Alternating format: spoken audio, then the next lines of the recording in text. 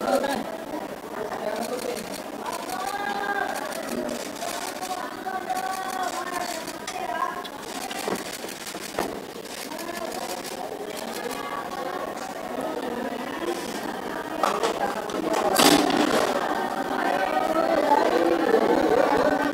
Komisi Pemberantasan Korupsi Bapak Setio Budianto, yang terhormat PLT Deputi Penindakan dan Eksekusi Bapak Asep Guntur Rahayu, dan yang kami hormati, sayangi, dan selalu banggakan teman-teman media yang terus mendukung kinerja pemberantasan korupsi KPK melalui karya-karya jurnalistiknya.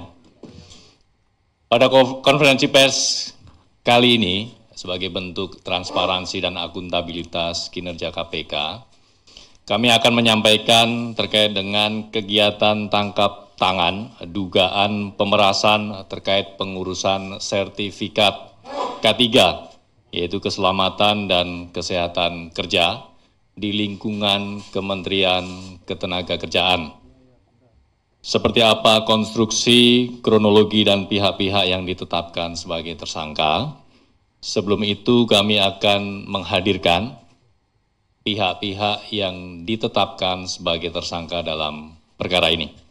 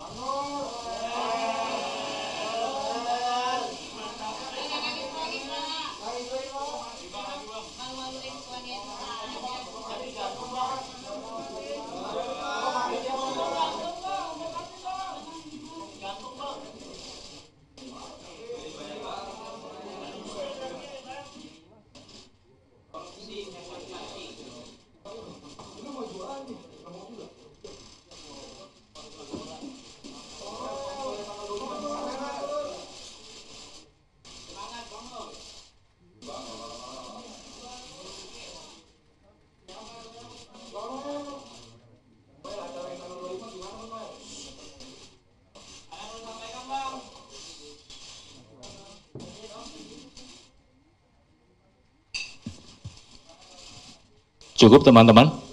Cukup.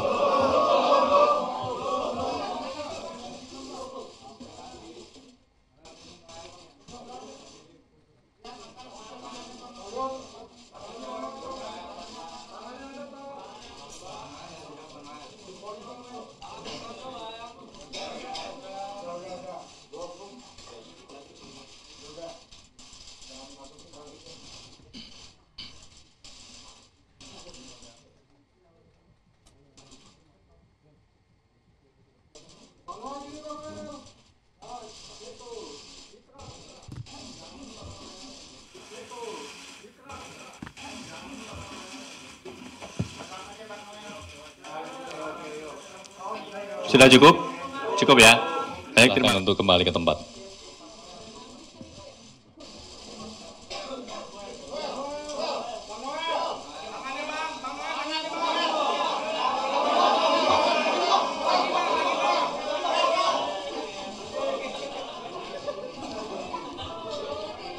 Baik, terima kasih teman-teman media. Kita akan kembali terkait dengan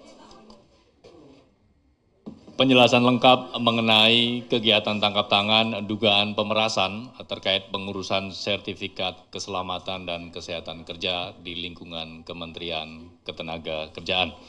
Kepada Pak Ketua, kami persilahkan. Terima kasih. Assalamualaikum warahmatullahi wabarakatuh. Selamat sore, salam sejahtera untuk kita semuanya, salam sehat. Saya langsung saja untuk efisiensi waktu.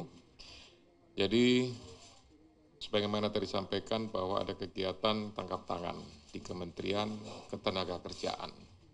Ini berawal dari kami menganggap bahwa, dan saya yakin semua juga masyarakat menganggap bahwa tenaga kerja itu merupakan tulang punggung perekonomian negara. Sehingga kualitas dan ketangguhan sistem tata kelolanya menjadi salah satu kunci dalam upaya peningkatan ekonomi nasional. Saat ini Indonesia sedang berada pada periode produktif dengan bonus demografi yang menunjukkan tingginya jumlah sumber daya manusia yang berada pada usia kerja. Ini relevan dengan data dari BPS, Badan Pusat Statistik, yang menunjukkan rata-rata jumlah pekerja atau buruh dalam 5 tahun terakhir, jumlahnya ada 137,39 juta orang per tahun. Adapun untuk tahun 2025 jumlahnya 145,77 juta orang atau 54% dari total penduduk Indonesia. Dari populasi tersebut, tenaga kerja atau buruh pada bidang dan spesifikasi pekerjaan tertentu itu diwajibkan memiliki sertifikasi K3, keselamatan dan kesehatan kerja, dalam rangka menciptakan lingkungan kerja yang aman, sehat, dan nyaman sehingga meningkatkan produktivitas para pekerja. Adapun pengukuran dan pengendalian lingkungan kerja harus dilakukan oleh personil K3 bidang lingkungan kerja yang memiliki sertifikasi, kompetensi, dan lisensi K3.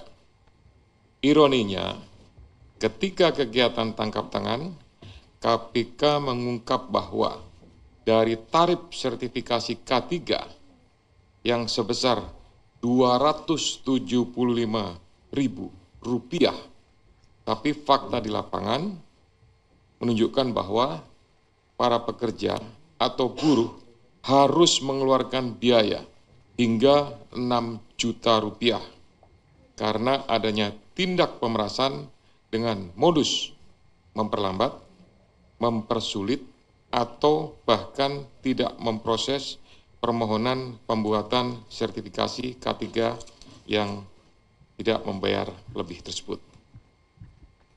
Biaya sebesar 6 juta ini 2 kali lipat dari rata-rata pendapatan atau upah atau UMR yang diterima para pekerja dan para buruh tersebut. Oleh karena itu, penanganan perkara ini sekaligus sebagai pemantik untuk upaya pencegahan korupsi pada sektor ketenagakerjaan yang lebih serius ke depannya, agar pelayanan publik dapat terselenggara dengan mudah, cepat, dan murah, sehingga tidak merugikan masyarakat sebagai pekerja atau buruh sekaligus mendukung peningkatan ekonomi nasional. Saya lanjutkan dengan penjelasan tentang kegiatan tindakan penyelidikan atau tangkap tangan yang sudah dilakukan oleh Kedeputian Penindakan. Yang pertama, bahwa kegiatan tangkap tangan ini bermula dari laporan pengaduan masyarakat yang diterima KPK. Hal ini sekaligus sebagai bentuk kontribusi konkret dan dukungan publik dalam pemberantasan korupsi. Dari informasi yang dihimpun tersebut, pada hari Rabu dan Kamis, tanggal 20 dan 21 Agustus, tim KPK kemudian bergerak secara paralel di beberapa lokasi di wilayah Jakarta dan mengamankan sejumlah 14 orang, yaitu Saudara IBM, selaku Koordinator Bidang Kelembagaan dan Personil K3 tahun 2022 sampai dengan 2025. Kemudian GAH atau GAH, Koordinator Bidang Pengujian dan Evaluasi Kompetensi Keselamatan Kerja tahun 2022 sampai dengan saat ini. SB, Subkoordinator Keselamatan Kerja, Direktorat Bina K3 tahun 2020 sampai dengan 2025. AK, Subkoordinator Kemitraan dan Personil Kesehatan Kerja tahun 2020 sampai dengan sekarang. IEG, Wakil Menteri Ketenagakerjaan tahun 2024 sampai dengan 2029. FRZ, selaku Dirjen Binwasnaker dan K3 pada atau sejak Maret 2025 sampai dengan sekarang. HS, Direktur Bina Kelembagaan tahun 2021 sampai dengan Februari 2025. SKP, Subkoordinator, kemudian SUP, Koordinator juga, kemudian ada TEM, ini adalah pihak PT, perusahaan jasa PT Kem Indonesia, kemudian MM dari perusahaan jasa juga PT Chem Indonesia, dan Direktur Bina Kelembagaan tahun 2021. Yang lainnya karena tidak terkait maka tidak dilakukan pemeriksaan. Selain itu, tim juga mengamankan barang bukti yang diduga terkait ataupun yang merupakan hasil dari tindak pidana ini, yaitu 15 unit kendaraan bermotor roda 4 dengan rincian 12 unit dari IBM, 1 unit dari SB, 1 unit kendaraan roda 4 dari SB, yang 12 unit tadi juga roda 4, kemudian 1 unit roda 4 dari HS, 1 unit roda 4 dari GAH. Kemudian 7 unit kendaraan bermotor roda 2, 6 unit kendaraan roda 2 diamankan dari IBM, dan 1 unit kendaraan roda 2 diamankan dari IEG. Kemudian ada juga uang tunai lebih kurang sekitar 170 juta dan ada 2.201 US dollar dan beberapa pecahan lainnya. Barang bukti tersebut dari pihak-pihak yang diamankan dalam kegiatan tangkap tangan ini jumlahnya cukup banyak dan mempunyai nilai yang cukup tinggi. Hal ini relevan bahwa praktik dugaan pemerasan ini sudah terjadi sejak beberapa periode waktu sebelumnya, diperkirakan dari tahun 2019 sampai dengan saat ini. Adapun konstruksi perkaranya, atas penerimaan uang dari selisih antara yang dibayarkan oleh para pihak yang mengurus penerbitan sertifikat K3 kepada perusahaan jasa K3 atau PJK3 dengan biaya yang seharusnya sesuai dengan tarif PNBP, kemudian uang tersebut mengalir ke beberapa pihak, yaitu sejumlah 81 miliar. Dengan rincian nanti akan didetailkan. Pada tahun 2019 sampai dengan 2024, IBM diduga menerima aliran uang sejumlah 69 miliar melalui perantara. Uang tersebut selanjutnya digunakan untuk belanja, hiburan, DP rumah, setoran tunai kepada GAH, HS, dan beberapa pihak lainnya, serta digunakan untuk pembelian sejumlah aset seperti beberapa unit kendaraan roda 4 hingga penyertaan modal pada 3 perusahaan yang terafiliasi PJK3. Kemudian GAH diduga menerima aliran uang sejumlah 3 miliar dalam kurun waktu 2020 sampai dengan 2025 yang berasal dari sejumlah transaksi, diantaranya setoran tunai mencapai 2,73 miliar, transfer dari IBM sebesar 317 juta, dan 2 perusahaan di bidang PJK3 dengan total 31,6 juta. Uang tersebut digunakan GAH untuk keperluan pribadi, dibelikan aset dalam bentuk pembelian 1 unit kendaraan roda 4, sekitar 500 juta, dan transfer kepada pihak lainnya senilai 2,53 miliar. Kemudian SB diduga menerima aliran dana sejumlah 3,5 miliar pada kurun waktu 2020 sampai dengan 2025 yang diterimanya dari sekitar 80 perusahaan di bidang PJK3. Uang tersebut digunakan untuk keperluan pribadi, diantaranya transfer ke pihak lain, belanja, hingga melakukan penarikan tunai sebesar 291 juta.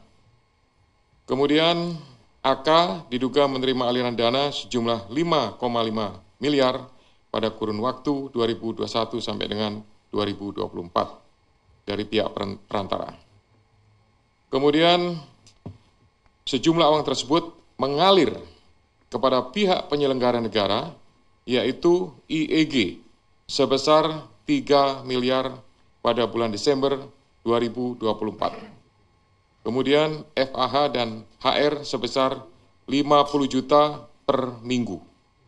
HS lebih dari 1,5 miliar selama kurun waktu 2021 sampai dengan 2024, serta CFH berupa 1 unit kendaraan roda 4. Sehingga dalam perkara ini, pihak-pihak yang diduga menerima aliran uang dari PJK3 adalah IBM, kemudian KAH, SB, AK, IEG, FRZ, CFH, HS. KPK selanjutnya melakukan pemeriksaan secara intensif dan telah menemukan sekurang-kurangnya 2 alat bukti yang cukup. KPK kemudian menaikkan perkara ini ke tahap penyidikan dengan menetapkan 11 orang sebagai tersangka, yakni IBM, kemudian GAH, SB, AK, IEG, FRZ, HS, SKP, SUP, TEM, dan MM.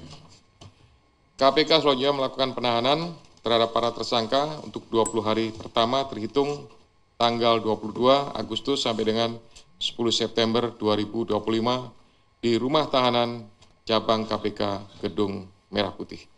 Atas perbuatannya, para tersangka dipersangkakan pasal 12 huruf E dan atau pasal 12 huruf B besar Undang-Undang Nomor 31 Tahun 1999 tentang Pemberantasan Tindak Pidana Korupsi, sebagaimana telah diubah dengan Undang-Undang Nomor 20 Tahun 2001 Yunto Pasal 64 Ayat 1 KUHP, Yunto Pasal 55 Ayat 1 ke 1 KUHP.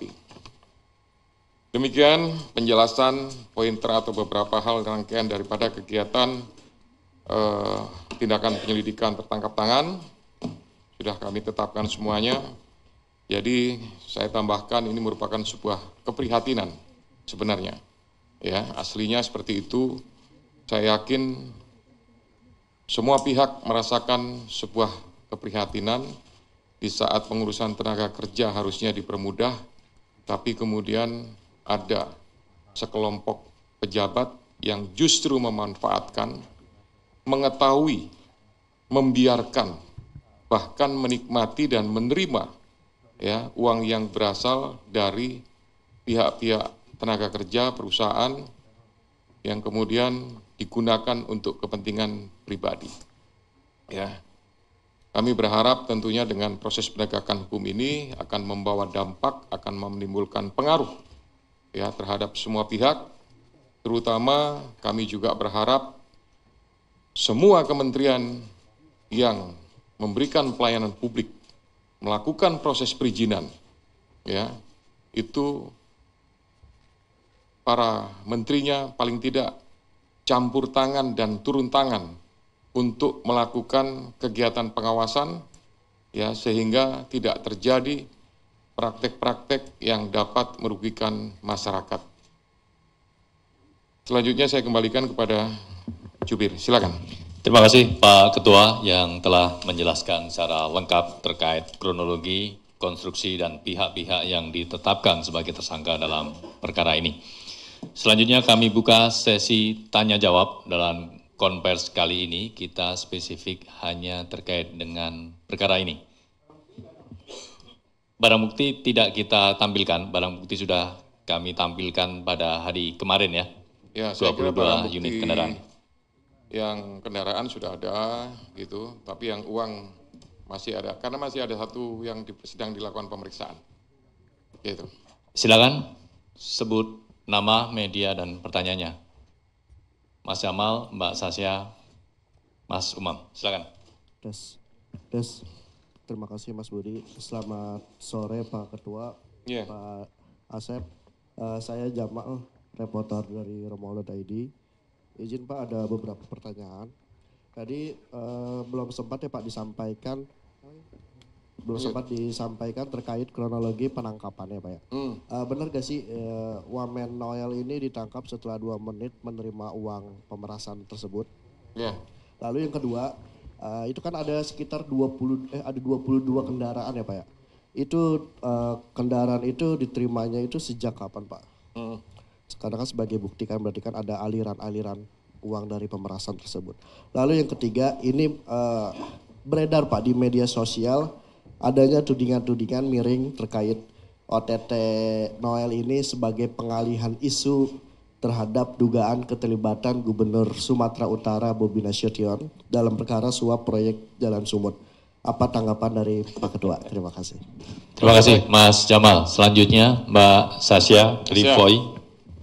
Selamat sore Pak Ketua, Pak Deputi, dan Mas Budi. Izin Pak, saya Tasya dari VOI. Mau tanya, itu kan kendaraannya ada banyak ya Pak, dan hitungannya kan OTT itu cepet gitu, dan ini termasuk kayak OTT yang paling banyak buktinya, kalau saya ingat gitu. Nah ini tracingnya itu sejak kapan sih Pak, kalau boleh tahu? Itu yang pertama.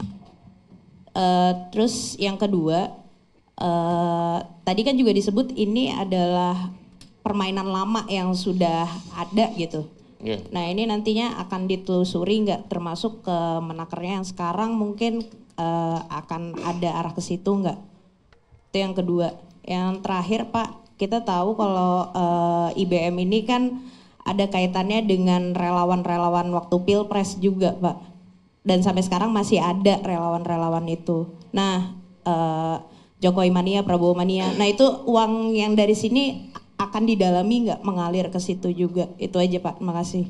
Terima kasih Mbak Sasya. Satu lagi Mas Umam. Mohon izin Pak Ketua, Pak Deputi dan Mas Jubir, izin saya Umam dari RRI Pak. Mau mastiin aja Pak, ini kan menurut informasi K3 ini sebelumnya apa benar sudah pernah diperiksa di Kejaksaan Agung? Kalau memang benar apakah KPK akan mengambil alih kasus, kan karena ini OTT gitu Pak. Terus yang kedua, mau tahu Pak alasannya kenapa digunakan pasal pemerasan, kenapa nggak digunakan pasal suap, apalagi kan mereka-mereka ini kan penyelenggara negara ya Pak, dan nominalnya cukup besar gitu. Terima kasih Pak. Baik, terima kasih Mas Umam. Kami respon dulu terkait dengan 3 penanya tersebut. Silakan Pak Ketua. Oke, baik. Nanti detail spesifiknya, teknisnya akan disampaikan sama Pak Deputi ya. Gitu, saya hanya menggambarkan secara umum saja. Tadi disampaikan pertanyaan tentang bagaimana proses pelaksanaan dari proses tangkap tangan ini. Jadi yang kami dapatkan pertama adalah proses serah terima uang antara perusahaan jasa terhadap koordinator, gitu. Nah, IBM.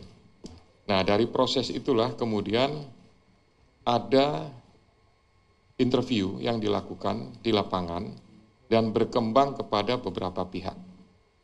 Jadi salah satunya adalah kepada IE, inisialnya siapa ya? IEG. Ya, pada IG dan pihak-pihak yang lainnya. Gitu. Nah, ini sekalian tadi saya sampaikan juga bahwa ya terkait tanya Imam tadi dengan Kejaksaan Agung gitu. Ya kami tidak monitor kegiatan itu gitu. Kita melaksanakan kegiatan penyelidikan yang kemudian berkembang pada proses tangkap tangan. Itu. Nah, Ranmor ini, kartu kendaraan bermotor roda 4, roda 2, itu sudah cukup lama. Ya, jadi ada beberapa proses yang dari 2019, 2020 dan lain-lain gitu. Bahkan mungkin bisa saja nanti akan didapatkan lagi kendaraan-kendaraan yang tidak menutup kemungkinan masih ada di beberapa pihak yang lain. Terakhir masalah tudingan seolah-olah mengalihkan isu. Jadi ini kami tidak melakukan penargetan terhadap seseorang. Yang kami lakukan adalah menargetkan terhadap adanya dugaan ya suap atau pemerasan awalnya di Kementerian Tenaga Kerja gitu. Karena ada informasi dari masyarakat itu tenaga kerja itu buruh itu pada saat mengurus. Jadi ada, saya gambarkan gini simpelnya. Ini ada pihak pekerja atau buruh. Kemudian di tengahnya ini ada PJK3, Perusahaan Jasa Keselamatan Kesehatan Kerja. Dan di sini ada Kementerian Tenaga Kerja di Direktorat Jenderal Bina Pengawasan. Nah, gitu ya. Nah, ini 3 pihak. Nah, 3 pihak ini yang harus bayar 6 juta, yang seharusnya Rp270.000 gitu. Nah, 2 pihak ini merupakan representatif dari kementerian, dari Direktorat Jenderal dari Direktur Binwas ya. Nah, gitu. Jadi ini merupakan representatif perusahaan jasa ini, gitu. Nah, jadi sama sekali tidak ada istilah pengalihan isu. Ya, kami dapatkan itu di lapangan lah. Dari dua itu antara perusahaan jasa dengan koordinator, setelah ketemu, interview, pendalaman di lapangan, didapatkanlah kemudian ada si A, si B, dan C, dan seterusnya. Kemudian tadi saya tanya, tracingnya begitu cepat, gitu ya. Mobilnya begitu banyak. Ini kami dapatkan semuanya, ya di hari Rabu sampai dengan Kamis itu. Langsung bergerak secara simultan semuanya di beberapa tempat. Namun demikian, ini juga ada dukungan dari PPATK. Ya, PPATK sudah memberikan informasi juga itu tentang aliran transaksi rekening sehingga kita lebih mudah untuk bisa menelusuri gitu, baik itu aliran uangnya maupun penarikan, kemudian pengiriman, transfer dan lain-lain. Kemudian bagaimana dengan pemain-pemain yang lama atau mungkin pegawai-pegawai yang lama? Nanti akan dilakukan pendalaman sama Pak Deputi, ya, sama Kasatgas Penyidikan, karena akan pasti ditarik mundur ke belakang sampai dengan di awal tahun 2019. Termasuk juga mungkin apakah ada uang-uang itu yang mengalir? Sementara tidak ada. Sementara yang ada adalah kepada IEG tadi hanya 1 unit motor roda 2, kemudian uang lebih kurang sekitar 3M. Gitu. Saya kira yang Mas Imam tadi udah saya jawab juga ya. Gitu. Baik, Pak Deputi silakan tambahannya. Terima kasih pimpinan. Baik, kami tambahkan, ini mungkin sekaligus kita kronologisnya saja biar rekan-rekan terjawab semuanya. Jadi seperti tadi disampaikan oleh Bapak Ketua bahwa perkara ini laporan daripada masyarakat. Ya. Di samping itu kita juga kan sebelumnya menangani perkara RPTKA, mungkin rekan-rekan ingat ya. Itu sama di Kementerian Tenaga Kerja juga, tapi itu untuk pungutan ke tenaga kerja asing. Nah, pada saat kita melaksanakan penanganan RPTKA ini, nah diperolehlah informasi dari rekan-rekan yang ada di sana, gitu ya, informasi kepada kami terkait juga ada pungutan-pungutan atau pemerasan dalam penerbitan sertifikasi K3 ini. Nah, dari sana ini kan di akhir 2024. Dari sana mulai kita dalami, kita juga bekerja sama tadi seperti disampaikan oleh Pak Ketua dengan PPATK dan lain-lain. Kita lihat memang prosesnya itu terjadi terus-menerus seperti itu. Kami pelajari alirannya dan lain-lainnya. Kemudian pada 2 hari yang lalu ini, hari Rabu dan hari Kamis, disitulah kami melakukan eksekusinya. Dari eksekusi tadi sudah disampaikan oleh Pak Ketua bahwa ketika ada penyerahan uang, lalu kita lakukan penangkapan terhadap orang-orang tersebut dan dilakukan interview. Dari interview itulah diperoleh kemana saja uangnya itu diberikan. Makanya tadi sampai kepada saudara IEG dan lain-lain, ada uang 3 miliar, kemudian ada motor dari interview di sana. Di samping kita juga sudah memiliki data dari PPATK di rekening-rekening, ada rekening nomini, rekeningnya yang lain gitu ya, seperti itu. Nah, kemudian kita lihat juga bahwa aliran uangnya ada yang dibelikan kepada benda bergerak maupun tidak bergerak. Yang bergerak tentu bisa kita bawa sekaligus ya, mobil dan kendaraan roda 2 maupun roda 4. Yang tidak bergeraknya sudah kita catat juga, ada rumah, tanah, dan lain-lain. Jadi kenapa bisa cepat, tidak ada rentang waktu dari sekitar akhir 2024 sampai dengan kita melakukan eksekusi karena ada penyerahan. Memang penyerahannya ada yang tidak kita ketahui gitu ya, ada yang pas kita ketahui. Jadi yang Rabu ini pas kita ketahui, langsung kita eksekusi. Seperti itu kira-kira. Kemudian mungkin tadi yang belum dari Mas Umam, itu kenapa menggunakan pasal pemerasan gitu ya. Tidak menggunakan pasal suap. Tadi di awal sudah disampaikan oleh Bapak Ketua bahwa ada tindak pemerasan ini dengan modus memperlambat, mempersulit atau bahkan memproses, tidak memproses ya. Nah, itu perbedaannya. Jadi saat teman-teman buruh ini akan mendaftar ya untuk sertifikasi K3, itu sebetulnya syarat-syaratnya sudah lengkap nih. Syarat-syarat sudah lengkap. Jadi seharusnya itu diproses bisa gitu ya, langsung gitu ya. Tapi kemudian ini untuk melakukan pemerasannya tersebut digunakanlah tadi cara-cara memperlambatlah prosesnya. Padahal ini kan dibutuhkan cepat gitu kan, kemudian mempersulit, tambah ini, tambah itu, waktunya gitu dan lain-lain. Bahkan kalau tidak memberikan sejumlah uang, tidak diproses gitu, tidak keluar-keluar ini, seperti itu. Bedanya kalau suap, nah kalau suap si kelengkapannya itu si buruhnya itu tidak lengkap. Misalkan ada persyaratan yang tidak lengkap, kemudian yang si pemohon ini nego, gimana caranya ini Pak supaya ketidaklengkapan saya ini diabaikan, lalu dia menawarkan sejumlah uang. Nah si petugas menerima itu dan kemudian diluluskan. Nah ini berbedanya di situ, perbedaannya. Kalau yang ini karena memang sudah lengkap, nah tapi dia melakukan pemerasannya dengan cara-cara 3 tadi, mempersulit, kemudian memperlambat, bahkan tidak memproses, sehingga si pemohon menjadi tertekan secara psikologis dan dia juga kan perlu cepat gitu barangnya, dan dia tidak ada kepastian kapan ini bisa segera selesai. Itu mungkin tambahan dari kami. Terima kasih. Ya, saya tambahkan sedikit ya. Jadi penempatan PJK 3 itu, gitu. Sebenarnya di awal itu dikelola oleh balai besarnya Kementerian Tenaga Kerja. Tapi kemudian ada penerbitan SK atau aturan yang memperbolehkan PJK 3 untuk beroperasional sebagai, ya gampangnya itu biro jasa gitu sebenarnya itu, mereka ini, biro jasa. Makanya posisinya saya gambarkan tadi, dia ada di tengah, dia merupakan representatif dari Kementerian Tenaga Kerja untuk menerima permohonan pengurusan K3 dari PT-PT, dari perusahaan-perusahaan yang di situ ada tenaga kerja, ya, ada buruh, ada pekerja dan lain-lain. Dan itu juga sebenarnya di SOP ada batas waktunya. Ya, kalau tidak salah berapa hari Pak Asep ya, penerbitan itu? Gitu.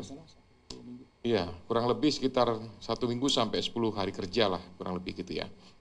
Nah, itulah kemudian dilakukan mereka memperlambat itu, kemudian mempersulit, bahkan tidak menerbitkan K3-nya.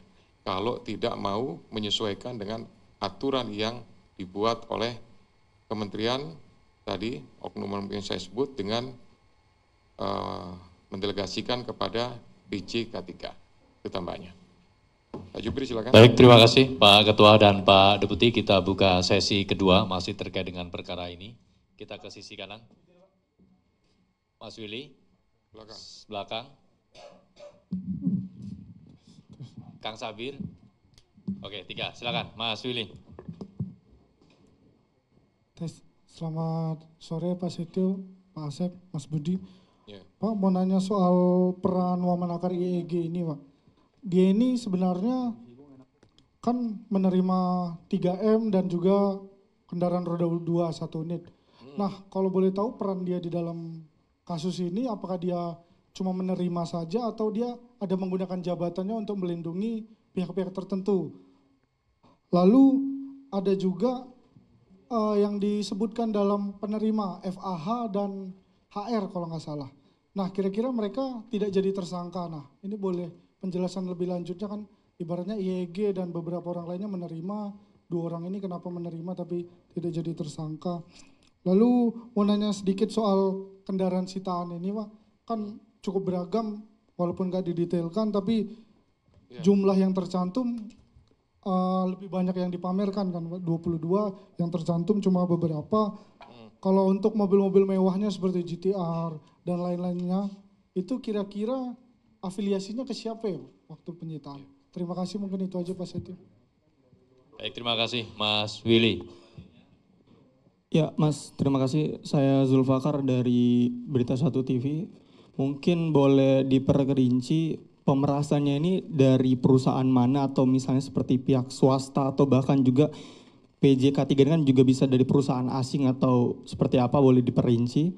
Lalu ini kan OTT pertama di kementerian begitu ya Pak, koordinasi dengan pihak istana sendiri ataukah bagaimana, adakah kesulitan di situ?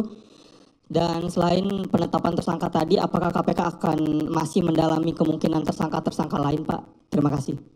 Terima kasih Mas Zulfikar. Mas Sabir. Assalamualaikum warahmatullahi wabarakatuh. Pak Ketua, Pak Asep. Ini saya mau lanjut nanya soal pasal 12 huruf E, dan ini kan disangkakan pasal gratifikasi begitu ya. Seingat saya Pak, selama 15 tahun begitu, KPK jarang sekali menerapkan pasal 12 huruf E, pemerasan dalam jabatan terkait dengan OTT. Tadi kan memang sudah dijelaskan. Kemudian ada pasal 12B besar. Nah, ketika dua pasal ini disatukan, apakah norma deliknya itu, karena ini kan gratifikasi, tidak ada sama sekali meeting of mind antara kedua belah pihak untuk memenuhi unsur suap, kemudian pasal 12 huruf E ini dan 12B besar dipergunakan. Berikutnya, dalam konteks OTT, tentu ada surveillance dan tapping. Nah, pertanyaan saya, apakah dari bukti barang bukti elektronik, typing dan sebagainya itu kemudian unsurnya itu hanya pasal 12 E dan B, jadi tidak ada unsur menggerakkan dalam jabatannya, dalam artian kesepakatan antara kedua belah pihak, kemudian ini ditetapkan. Yang ketiga, berbicara dengan pasal 12B besar, itu kan sebenarnya ada ikutannya, bukan hanya penerimaan saat itu, tapi ada penerimaan sebelumnya. Nah, artinya ketika ada penerimaan sebelumnya, itu ada perubahan bentuk, pengalihan, transfer, membelanjakan, dan sebagainya. Konstruksinya adalah pasal 3 atau pasal 4 TPPU. Nah, saya menanyakan apakah juga mereka ini yang sudah ditetapkan berpotensi untuk itu. Yang terakhir soal tersangka GAH. Ini kan yang bersangkutan koordinator ya. GAH itu koordinator bidang pengujian dan evaluasi kompetensi. Nah, tadi tidak dijelaskan secara spesifik apa peran yang bersangkutan itu. Apakah juga dia ikut turut serta melakukan pemaksaan atau mengintimidasi dan lain sebagainya. Kemudian ketika ada intimidasi, maka perusahaan mana? Terakhir dari saya, kemarin konferensi pers Mensesnek itu menyebutkan bahwa Presiden menerima laporan terkait OTT ini. Nah, pertanyaan saya sederhana Pak, apakah pimpinan KPK benar melaporkan terkait OTT ini dan penetapan tersangka? Karena ini wamen ya, misalnya anggota kabinet pertama di era Prabowo itu ke Presiden Prabowo. Karena ada pernyataan dari Mensesnek bahwa Presiden menerima laporan. OTT kan KPK yang lakukan Pak. Jadi tidak mungkin bukan dari KPK yang melaporkan kan. Nah, level institusional, maka hubungannya antara pimpinan lembaga dengan pimpinan negara gitu. Apakah pimpinan KPK melaporkan itu? Kemudian mengapa melaporkan dan apa isi penyampaian laporan itu? Terima kasih. Baik, terima kasih Kang Sabir. Kami respon 3 pertanyaan terlebih dulu. Ya, nanti tambahannya dari Pak Asep ya, gitu. Jadi tadi sebenarnya di awal sudah saya sampaikan dari peran IIG itu adalah dia tahu dan membiarkan, bahkan kemudian meminta, gitu. Jadi artinya itu proses yang dilakukan oleh para tersangka ini bisa dikatakan sepengetahuan itu oleh IIG. Nah, kemudian tadi pertanyaan berikutnya ya, untuk ke istana apa segala macam tidak ada. Gitu. Jadi tidak ada kami melakukan koordinasi dalam proses pelaksanaan kegiatan ini pastinya karena sifatnya adalah tindakan penyelidikan ya, semuanya silent dilakukan secara tertutup gitu. Kemudian pendalaman terhadap tersangka yang lain tentu nanti berdasarkan dari hasil pemeriksaan. Ya, apakah masih ada, kemudian yang tahun-tahun sebelumnya. Nah, kemudian untuk yang penerapan pasal 12 huruf E ini, ya, ini memang proses eksposnya cukup lama, gitu. Ada diskusi, ada argumentasi dan lain-lain, sampai kemudian diputuskan penerapan pasal tersebut. Gitu. Nanti di spesifiknya Pak Asep lah yang akan menjelaskan. Gitu. Namun demikian, ini memastikan bahwa ya sudah sekian lama yang tidak pernah ada ya untuk OTT dengan menggunakan pemerasan, biasanya suap gitu. Tapi ini merupakan terobosan yang menurut saya justru akan bisa memberikan keberanian kepada masyarakat. Kalau merasa diperas, merasa dipaksa dalam proses pelayanan publik, ini bisa dilaporkan. Gitu. Jadi saat pejabat yang memiliki kewenangan, kekuasaan, tetapi menyalahgunakan dua hal tersebut, maka masyarakat itu bisa melaporkan ya kepada KPK, kepada aparat penegak hukum untuk dilakukan proses penegakan hukum. Gitu. Pak Asep silakan tambahkan. Terima kasih pimpinan. Menyambung dari yang disampaikan oleh Bapak Ketua, ini agak melompat ya langsung ke yang Mas Abir dulu. Jadi benar bahwa selama ini kebanyakan, bukan tidak pernah, 12A itu juga ada pernah beberapa kali. Nah, kalau kita melaksanakan penyelidikan yang kemudian setelah menemukan bukti-bukti dilakukan tangkap tangan, itu orang selalu berpikir bahwa ini penyuapan menggunakan pasal-pasal suap, di mana penyuapan itu antara pemberi maupun penerima itu sama-sama kita proses, itu yang itu. Padahal kebanyakan di lapangan itu ya, dalam prakteknya si pemohon ini dari masyarakat ataupun dari perusahaan, mereka sudah lengkap, sudah melengkapi persyaratan dan lain-lain, tetapi karena si oknum penyelenggara negara ini menginginkan sesuatu, lalu tetap mempersulitnya, harus menyerahkan atau memberikan sejumlah uang. Nah, ini akan menjadi kemudian salah ketika kita menerapkan pasal suap, karena mereka sesungguhnya sudah melengkapi dokumen-dokumen, persyaratan dan lain-lain, dan akhirnya kalau kita kenakan suap gitu ya, itu dua-duanya kan harus diproses, dan ini akan memberikan efek negatif terhadap penegakan hukum tindak pidana korupsi. Pertama, salah penerapan pasal. Yang kedua, menjadi keengganan bagi para pihak. Nih, yang sebenarnya mereka kan diperas nih. Saya takut lapor. Kenapa? Karena nanti kan diterapkan pasal suap. Saya jadi tersangka juga gitu kan. Nah, seperti itu. Padahal kalau dengan pasal pemerasan, yang menjadi tersangka adalah pihak yang melakukan pemerasan. Gitu. Ini seperti tadi disampaikan oleh Pak Ketua, mudah-mudahan ini menjadi trigger supaya masyarakat dalam pengurusan ya apapun itu yang merasa sudah melengkapi persyaratan gitu ya, persyaratan sudah lengkap dan lain-lain, lalu masih diminta sejumlah uang oleh oknum, segera laporkan. Itu adalah pemerasan. Yang melaporkan tidak akan kena ya, seperti itu. Nah, jadi jangan takut nanti kalau saya lapor malah kena penyuapan gitu. Akhirnya saya juga ikut jadi tersangka. Nah, itu seperti itu.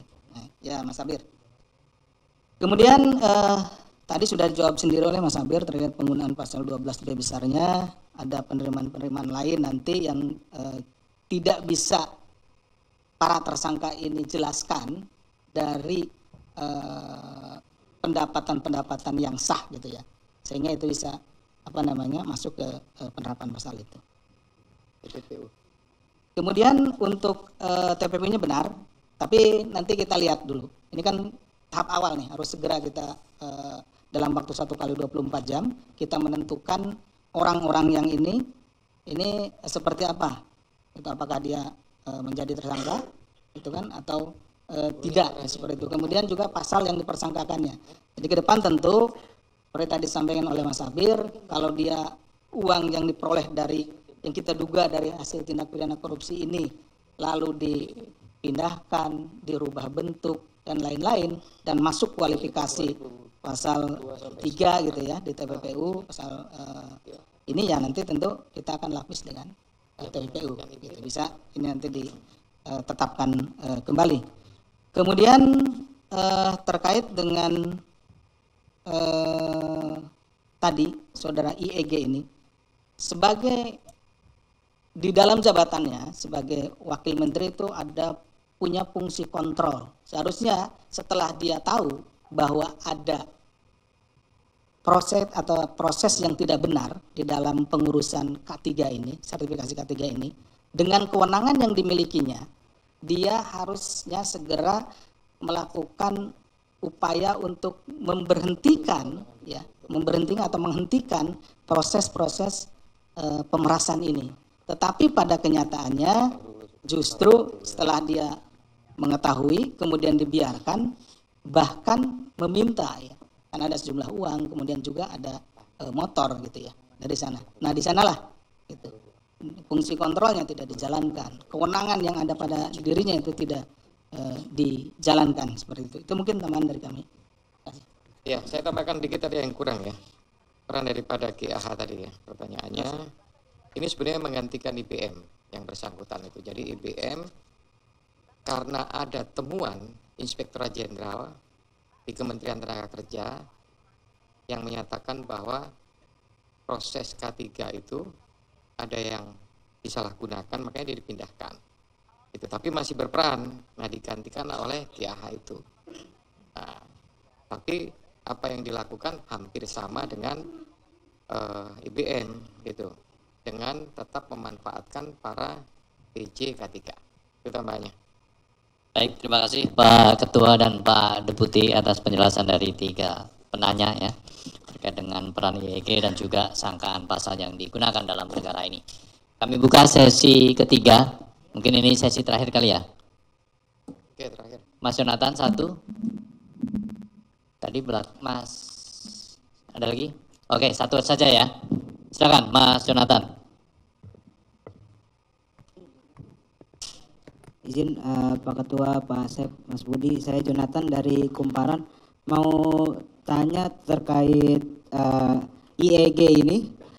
Dia kan tadi disebut melakukan pembiaran, terus mengetahui bahkan meminta uang dari hasil pemerasan itu. Itu kan tapi pemerasannya sudah berlangsung sejak 2019, tapi si IEG ini masuk menjadi Wamenaker itu di 2024. Itu apakah sejak dia baru masuk Wamenaker dia langsung mengetahui dan langsung melakukan praktik, ikut dalam pusaran praktik pemerasan itu apa tidak?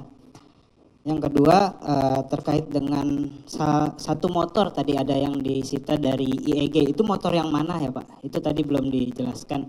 Kemudian yang ketiga, apakah KPK juga akan menelusuri pengetahuan dari Menakernya sendiri terkait dugaan pemerasan ini? Atau akan dilakukan pemanggilan? Ya, kemudian juga yang terakhir terkait pemerasan ini kan sudah dari 2019, apakah menteri di era sebelumnya akan didalami juga keterlibatannya dalam praktik pemerasan ini? Itu aja Pak, terima kasih. Baik, terima kasih Mas Jonathan. Pertanyaan terakhir berarti ini ya. Oke, silakan. Nah, ini pertanyaan penutup ini biasanya Pak, kalau Mas Rizky ini. Silakan Mas Rizky. Terima kasih Mas Budi, izin Pak Septia dan Pak Asep. Saya ingin bertanya tadi terkait pertanyaan tadi ya, sejauh mana sih aliran dana pemerasan dari K3 ini? Kan apa sama praktiknya kayak ada dari setoran dari pihak bawah ke dirjen dan nanti dirjen kepada stafsus dan stafsus kepada menteri. Apakah ada aliran dana seperti itu? Kemungkinan pada menteri saat ini Yasiri dan juga menteri sebelumnya yaitu Ida Fauzia. Itu yang pertama. Dan yang kedua, saya dapat kabar salah satu perusahaan yang diperas itu adalah perusahaan dari Haji Rashid. Apakah itu benar? Pengen itu aja saya kembalikan. Baik, terima kasih Mas Rizky.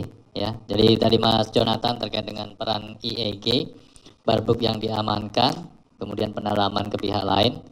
Demikian juga Mas Rizky ya terkait dengan aliran dana dan juga perusahaan K3. Silakan Pak Asep. Baik, terima kasih Mas Jubir. Dari Mas Jonathan dan Mas Rizky. Terkait dengan peran IEG, ini kan masuknya di 2024 ya Mas Jonathan. Nah, ini apa namanya dalam pandangan awam aja, kalau masuk langsung berhenti, berarti kan dia melaksanakan tugasnya. Nah, ini udah 2029, ketika masuk sampai dengan 2025 ini masih berjalan. Praktek pemerasan ini masih berjalan. Bahkan kami pada saat melakukan tangkap tangan itu, nah ini kan sedang berjalan. Artinya bahwa ya IEG itu seperti yang tadi dijelaskan oleh Pak Ketua, mengetahui, membiarkan, bahkan meminta dan menerima gitu ya sesuatu. Ya 3 miliar dan juga motornya Ducati ya. Ya nanti mungkin bisa dilihat. Kemudian terkait dengan pengetahuan para pejabat lainnya, ini menjawab dengan Mas Rizky juga. Tentunya kita sedang dalami. Nah, termasuk juga tadi kata Mas Rizky, ini aliran dananya ke staf dan lainnya itu sedang kita dalami seperti apa gitu ya. Ini kan baru 1 hari ini nih, kita baru melakukan konfirmasi kepada orang-orang yang kita amankan di malam Kamis kemarin. Kemudian kita tentu akan kembangkan itu. Kemudian telusuri yang ke menteri sudah kayaknya ya, yang lainnya itu mungkin yang bisa kami sampaikan. Tambahan sedikit tadi ya, masalah yang motor yang mana gitu ya. Saya lupa platnya berapa, kalau nggak salah Bravo B2445 warna biru Ducati. Itu.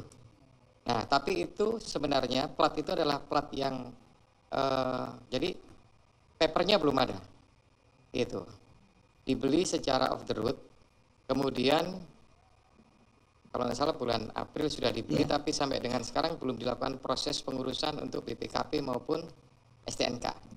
Ya ini setidaknya juga mengindikasikan supaya tidak diketahui dulu, kemudian dipasang plat yang kosong gitu ya, nggak tahu dapatnya dari mana, nanti akan didalami. Tapi proses untuk pengurusan di Samsat atau di Spenda belum dilakukan. Ya platnya gitu, tapi yang warna biru ya, Ducati warna biru. Terminologi lain kalau ya. Jadi terhadap beberapa aset yang sudah dilakukan penyitaan, pastinya nanti akan dilakukan aset recovery terhadap semua. Kan ini masih banyak melakukan pendalaman ya, dengan waktu yang 1 kali 24 jam itu kan terbatas gitu. Jadi tidak menutup kemungkinan nanti masih ada beberapa barang bergerak maupun tidak bergerak, dan pastinya nanti juga prosesnya akan dilakukan terhadap barang bukti tersebut, akan dilakukan proses lelang untuk memudahkan tahap selanjutnya. Cukup ya. Baik, terima kasih Pak Ketua, Pak Deputi, dan teman-teman media sekalian. Demikian konferensi pers terkait dengan kegiatan tangkap tangan atas dugaan pemerasan terkait pengurusan sertifikat K3 atau keselamatan dan kesehatan kerja di Kementerian Ketenagakerjaan, di mana dalam perkara ini KPK kemudian menetapkan 11 orang sebagai tersangka. Demikian kami tutup untuk sesi konferensi kali ini. Terima kasih. Wassalamualaikum warahmatullahi wabarakatuh. Waalaikumsalam warahmatullahi wabarakatuh. Selamat sore dan salam sehat selalu.